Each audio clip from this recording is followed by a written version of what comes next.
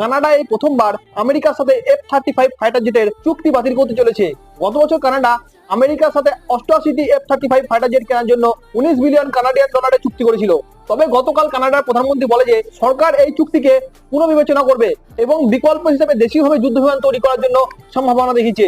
এই চুক্তি বাতিলের প্রধান কারণ হচ্ছে, প্রথমত, কিছুদিন আগে প্রেসিডেন্ট ট্রাম্প কানাডাকে আমেরিকার 51তম রাজ্য করার কথা উল্লেখ করেছিল।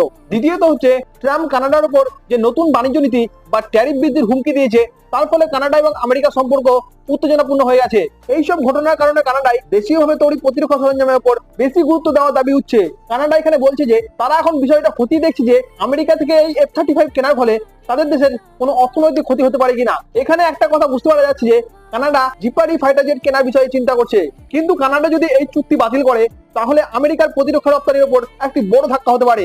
আর এটা যদি ক্যান্সেল হয়, তাহলে আমেরিকার দিক থেকেও একটা তীব্র জবাব আসবে। সেটা